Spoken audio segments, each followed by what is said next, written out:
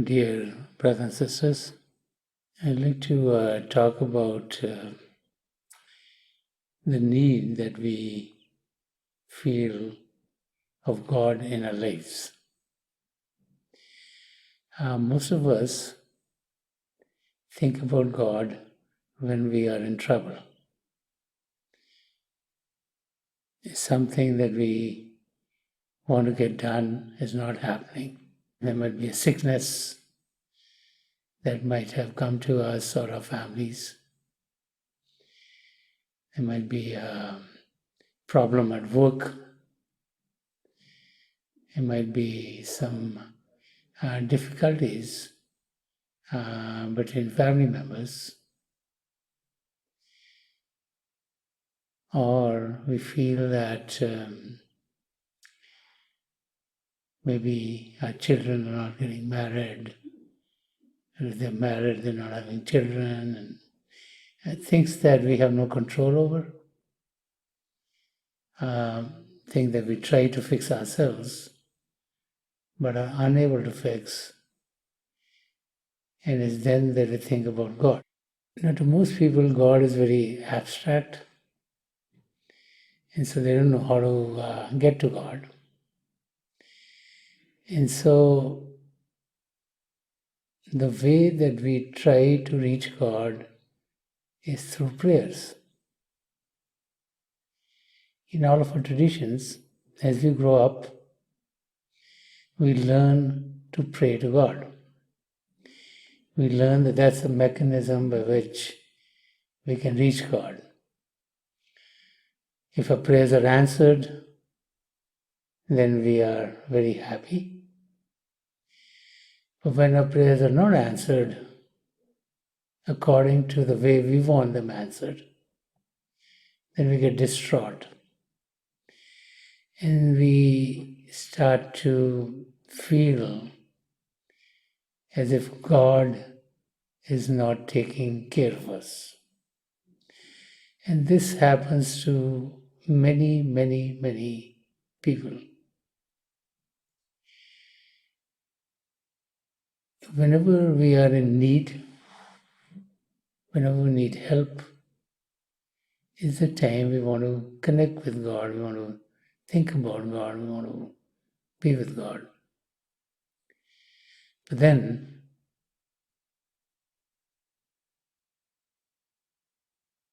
as we are praying to God,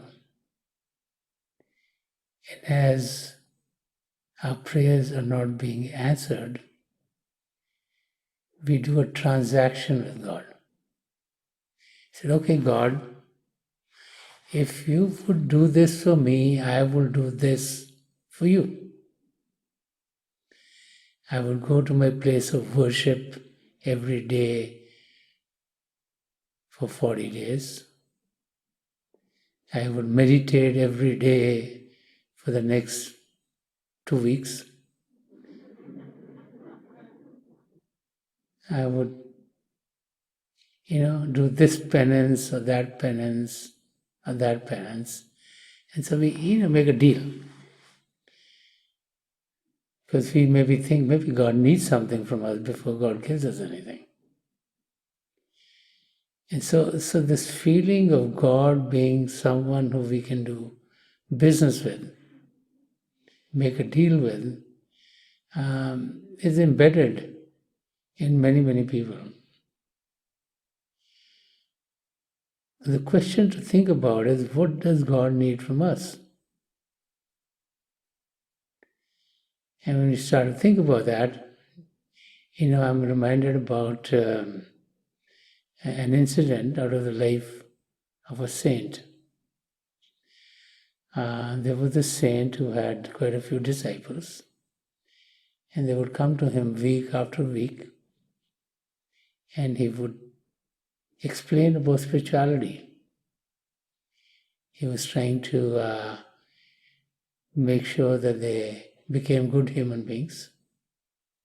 He was trying to have them learn about their relationship with God. And so, many weeks went by. So one day, it came to the saint to see what is it that the students are learning. So he thought in his head, I've been teaching the students a long time. Let me find out how much have they learned. So that day when the people came for the discourse and had done the discourse, right at the end, before everyone leaving, he said, I have a question for you. And so everyone is thinking, what kind of a question? And the saint says, what gift have you brought for me? They all got devastated because the saint had never asked for anything. And even if they wanted to give the saint something, he would refuse. So they started looking at each other. What's happened to the saint? So they're looking here and there and they don't have an answer. So the saint said, okay, don't worry. I want you to think about this for the next week and give me the answer next week. So now they go home and they're all thinking, what kind of gift should we give to the saint? So there was a very rich person who was in the congregation. So he went around and he looked and looked. He found the biggest diamond that he could find. So he had that put in a ring. He thought, this would be really good for the saint. There was another person who was from the educational background. And he knew that the saint was very educated and enjoyed, reading books. So he bought a very beautiful book, which all kinds of beautiful paintings and very inspiring thoughts in the book. So he bought that. He thought that would be a great gift for the saint. There was a goldsmith who was in the congregation. So he went and he took all kinds of gold and made some ornament that he thought the saint would like. Someone was in the clothing business. And they thought, the saint is always wearing the same kind of clothes. Maybe give him something real fancy, silky, and. So he made clothing for him. Another person was in the carpet business, Persian carpets. So he got the best carpet that he had in the store and thought that would be a good gift. So the next weekend, when everyone gathered together, they all brought their gifts. So the very rich man goes first and he opens the box and shows the ring to the saint. And the saint says, thank you, but doesn't look very happy. Takes it. Next comes the person with the book. He's coming, he's opening the book, he's showing all the beautiful paintings and all the writings in the book. And he gives it to the saint, but there's no smile on the face of the saint. Takes it. Next comes the person with the gold. And he's got all kinds of gold that he's giving to the saint. And the saint takes it too, puts it on the side, and doesn't seem very happy. So these guys are wondering, we're giving very beautiful gifts, and the saint doesn't seem to be happy.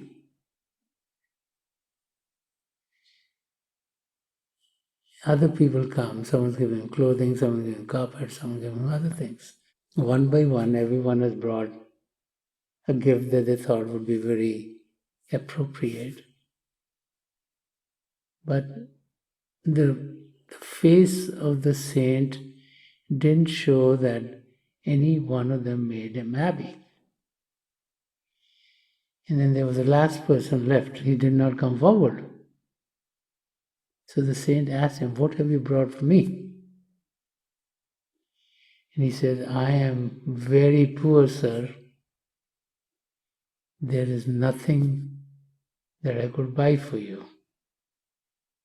And tears start to come, his face, because he felt that the saint wanted a gift and I can't give him anything. And then the saint says, "Why are you crying?" So he says, "I'm not crying out of sorrow. I'm crying because of my love for God and my devotion to God.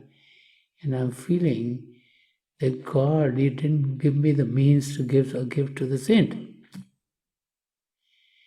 And so the saint started to smile with a big smile on his face. And he said, that is the real gift that I want.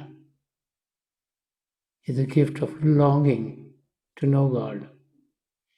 It's a gift of being devoted to God.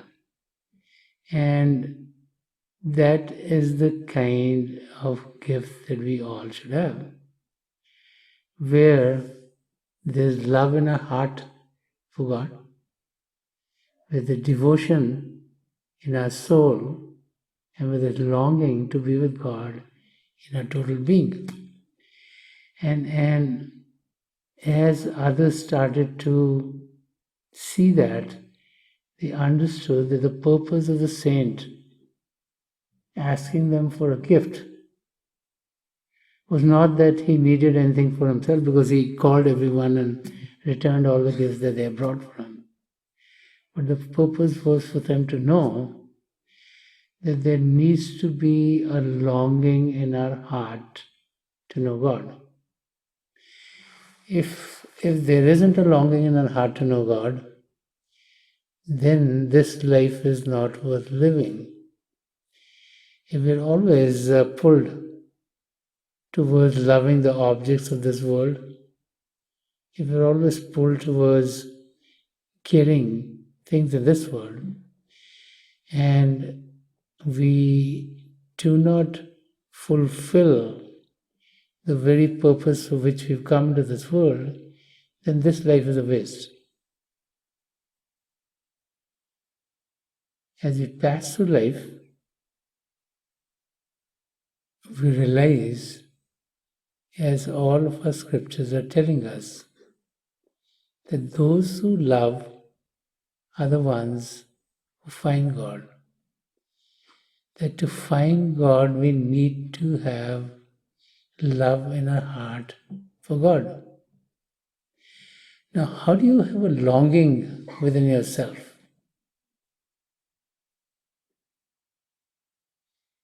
And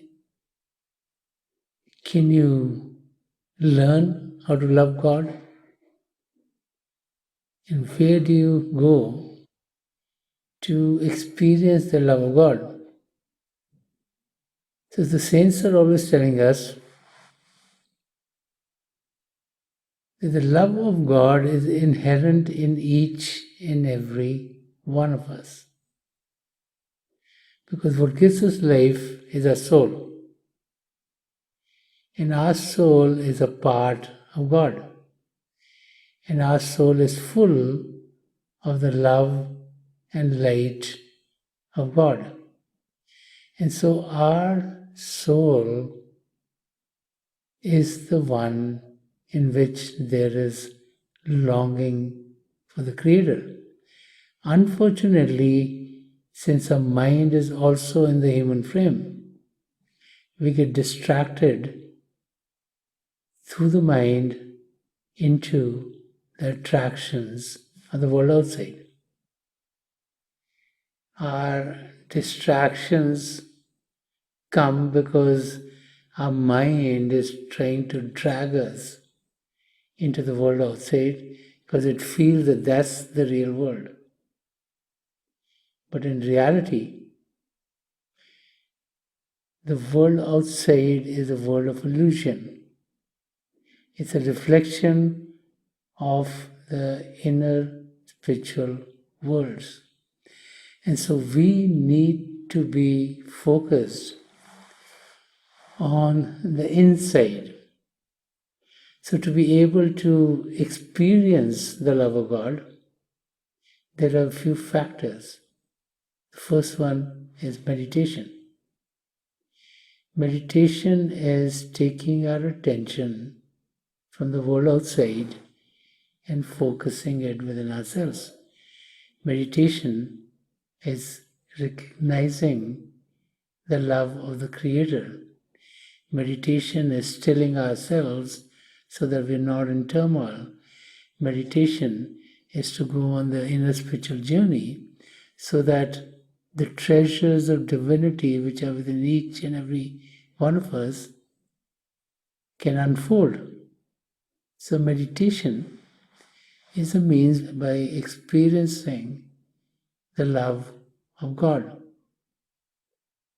Because as we go within and as we meditate, it's a journey of love, it's a journey of light. We experience more and more and more of the love of God. We experience more and more and more of the inner light. That light which throws away all darkness. That light which clears the path for us to go to our goal. That light which clarifies our understanding so that once our understanding is clear of what this life is all about and our relationship with the Creator, then steps can be taken to be able to experience that relationship on a daily basis. So meditation is the means by which we are able to home into the realities of our existence and the realities of our relationship with the Creator and the realities of our relationship with everyone else who's there in creation. As we meditate, we find that meditation puts us in a state of bliss. We get happy on the inside. It's just like, as an engineer, you might work in doing research projects. So research projects, you're given a goal, and you're supposed to, let's say, create a new device, a new gadget, or a new software, or something new which has never been done before. So you know what ends you have to get to, and you start here. And then slowly, you are recognizing ways and means by which you're learning things, you're trying different things. You try 10 things and say, no, this one works. And then you try 10 more things and say, this one works. So gradually, slowly, you're getting to the goal of what you're trying to develop. And every time out of the 10 you pick up one, you get very happy. You realize, hey, this is the right thing. It gives you happiness, it gives you hope that, hey, I can get to the next step. Because when you start a project, the project looks so big and looks so humongous. Will we be able to do that? Whatever project you're working on, whatever new device you're trying to create, or a system you're trying to create, it just seems very, very difficult to do. Because you realize no one else has done it before. But by taking small steps and by being able to go through the steps, the reality sets in and the happiness comes in and the joy comes, yeah, I'm getting closer. Now this part is done, now this part is done, now this part is done, now this part is done. And finally you see the light, hey, now we need to connect all of these parts somehow. And so it's the same thing with meditation. We think that we close our eyes on day one and here we see God. It doesn't work like that. We need to put in an effort on a daily basis. But as we go, in the beginning, you might see flashes of light and say, oh, will we ever see lights that get still? And one day that happens. You say, boy, that's just really good. I got there. And you get to the sky and it's cloudy and it's dark, and he says, what's going on here? And one day it opens up with all kinds of stars in there, you feel happy. Every step that we take is unfolding the spiritual process and giving us hope and giving us happiness that we are taking steps towards our goal. So meditation is like unfolding of the truth for us. It's the unfolding of the love of God for us. It's the unfolding of our getting closer and closer to our goal. And the journey is a journey of love. And on the journey we experience enlightenment, which means better understanding. And other factors that help us on us being able to love God is the realization that once we start to meditate and once we start to experience the inner realms, the reality sets in automatically, our understanding gets clear that every other human being can also do that. Because we might be very special to ourselves. We might have worked very hard, gotten a PhD, or became a doctor, or an accountant, or an engineer, or whatever else. Software guys these days are working very hard too. A lot of people work hard. You become a plumber, you have to work hard. Or electrician, you have to work hard. Whatever profession you get to, we have to work hard, right? And we got there. And that gives us happiness. But when we go on the spiritual journey, it doesn't matter what we've achieved in the world outside. Whether we are rich or we are poor, whether we have a status in the community or not, it's all secondary. What is important is the zeal and passion by which we're going on the journey. But once we have achieved that, and once we do connect with the divine light and sound of God, our understanding gets clear. Irrespective of who we are, we realize that everyone else can also experience this revelation within. And then automatically the realization sets in that we're all one and the same. And it is then the selfless service starts to play a big part in our life. It's only when we realize that everyone is the same that we want to help them. If we think we are only special, not connected with anyone else, then we only do things for ourselves. It's only when we realize we're all connected, then an extended hand goes from us to everyone else. This is why so much emphasis is placed on selfless service. Because it's a means by which we all help each other because we realize the goal is the same. We could be at different levels, we could be going through different physical difficulties, but our goal is the same, and that goal is to be one with God. And so we start to then help.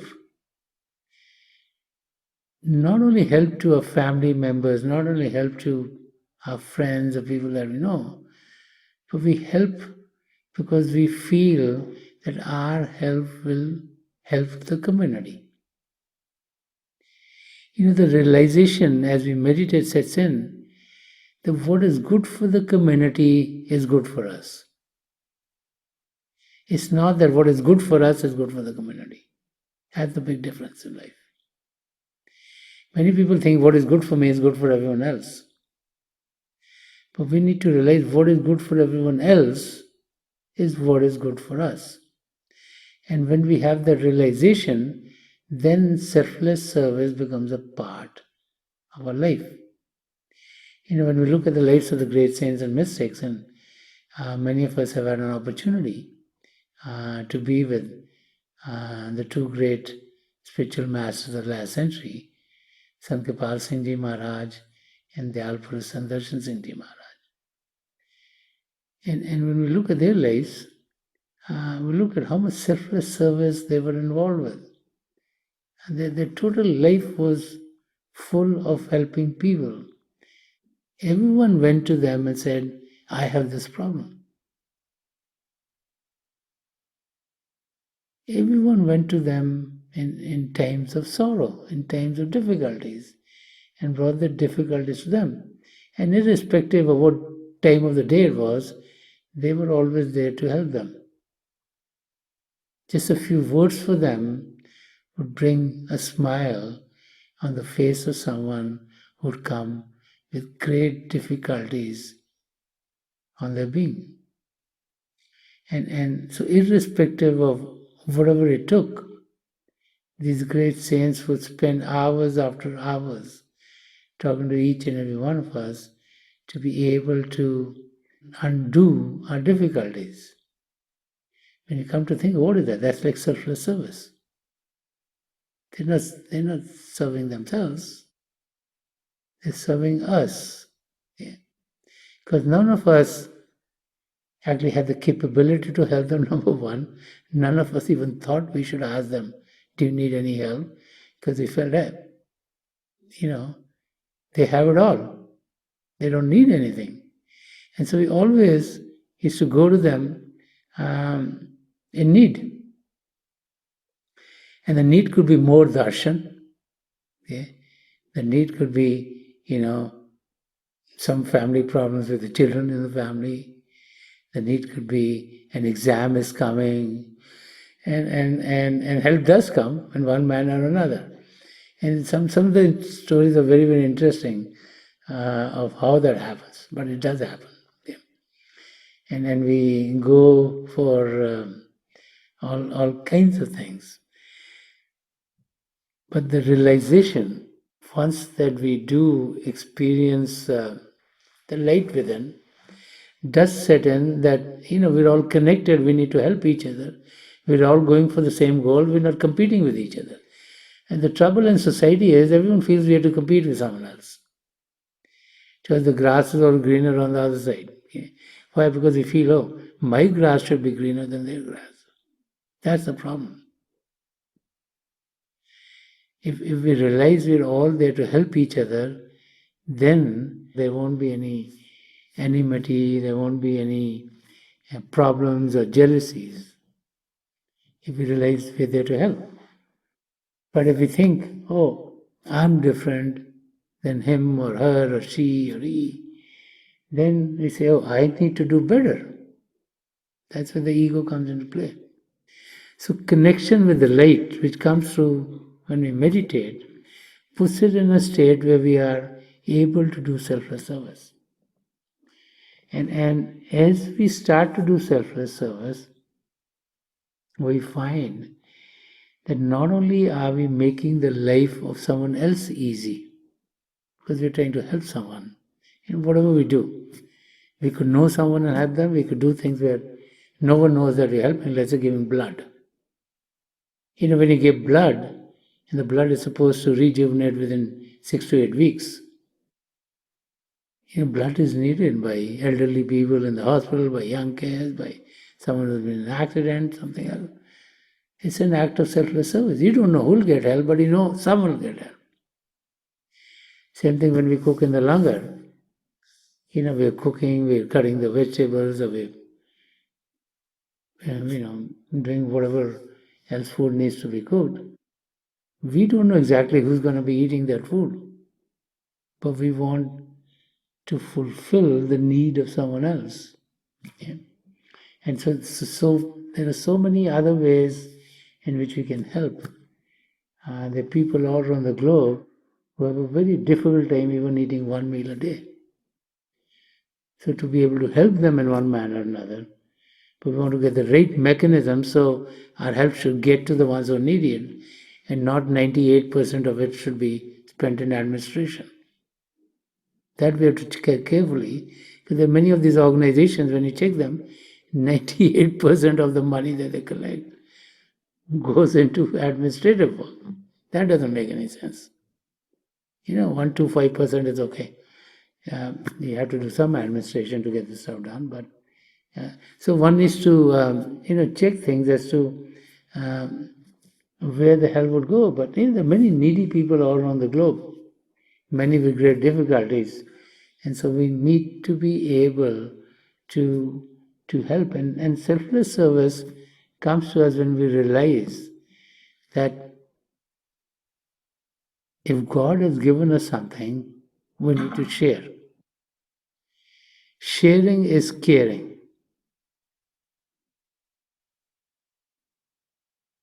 Definitely when we work hard, we do well. There's no doubt about it. We study hard, we do well in school, we get a better job, we make more money. But it's also the grace of God that we've been able to do that. That we should never forget.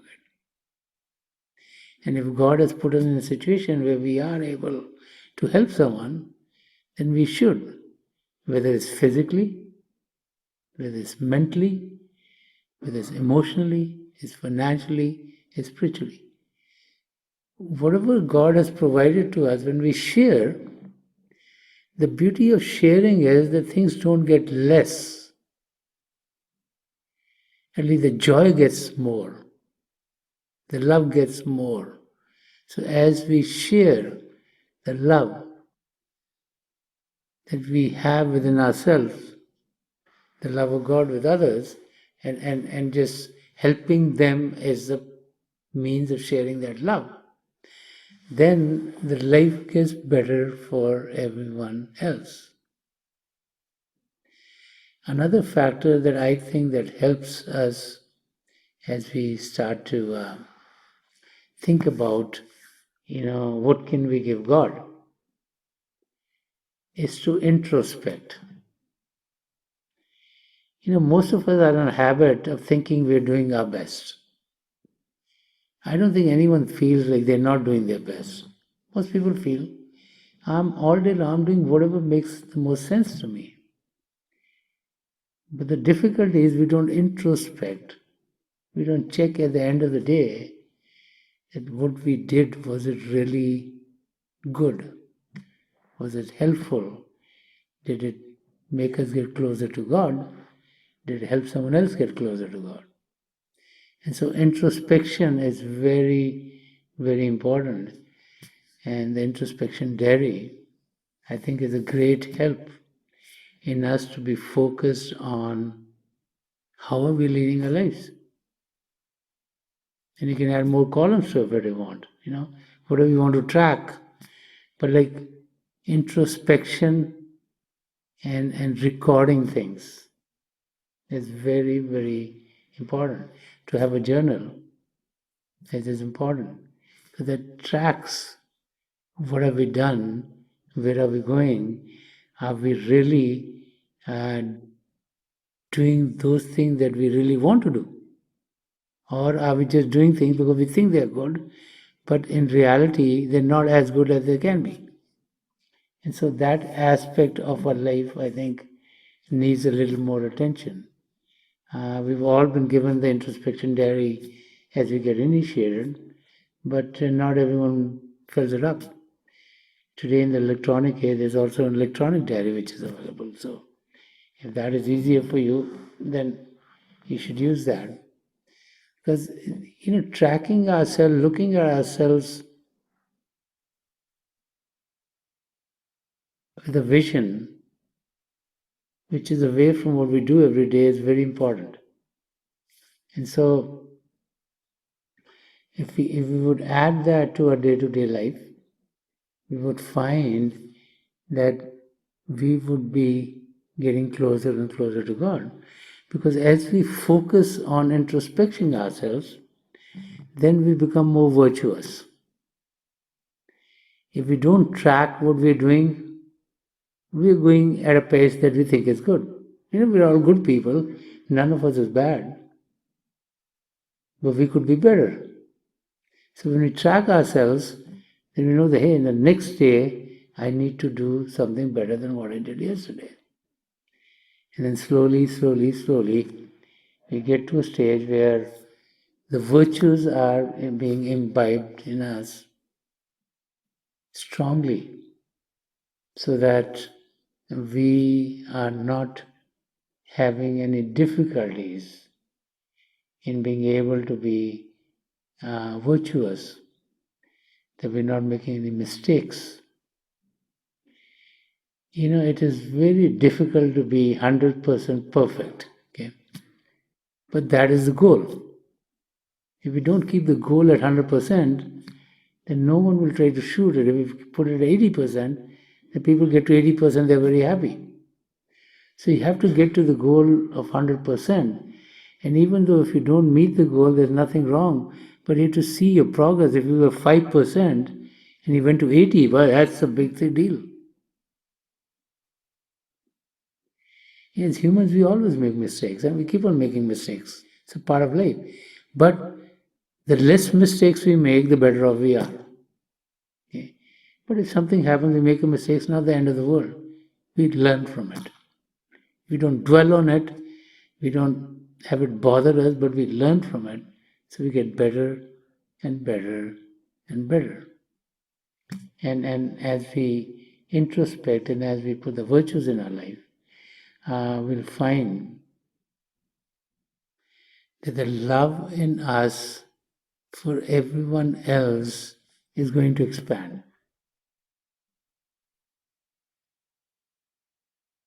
Sant Rajinder Singh Ji Maharaj is very beautifully said in one of the verses. He says, गले लगा लो हर इंसान को के अपना है चलो तो राह गुजारों में बांटते हुए प्यार. So he's saying embrace everyone as your very own and walk through life spreading the love of God. That's what life should be like. And the love of God is what? The love of God is love for all living forms in creation. Whether it be human beings, whether it be animals, whether it be mammals, whether it be fish, birds, everything else. And so, as we experience the love ourselves, then only are we going to be able to dole it to others. If we don't meditate, if we don't go within, if we don't connect with God, if we don't experience God's love, how do we give love to someone else? The source of all love is within ourselves. And we need to partake of it. And as we partake of it, then we can share with someone else. And this is why so much emphasis is put on meditation. That's the means of experiencing that love. And then selfless service is making use of that experience of meditation to make the lives of others better. And introspection is getting to a state where we are uplifting ourselves to imbibe the virtues in our life. And then we are becoming godly. Then we are imbibing all the traits that God has, that God wants us to have. And that is the purpose of our being alive. So let us meditate for a few minutes. Please sit as comfortably as you can. Close your eyes very gently, just like you close them when you go to sleep. Your eyeballs should be straight. Focus 8 or 10 inches in front of you. Those of you who have been initiated in the mysteries of the beyond, please do your Simran. And those of you who are new here, please repeat any name of God that you feel comfortable with. This repetition of God's name should be done mentally and not out loud. So I pray to God Almighty to help each and every one of us here connect with the divine power within and to experience the divine light of God within ourselves. We'll be sitting for a few minutes, and with the grace of the three great spiritual masters of the past century, Hazur Baba Sawan Singh Ji Maharaj, Param Sant Kripal Singh Ji Maharaj, and the Alpha Darshan Singh Ji Maharaj, be with each and every one of you so they can help us be guided to the inner divine light. I'll be getting you out of this meditative state, and my best wishes are with each and every one of you.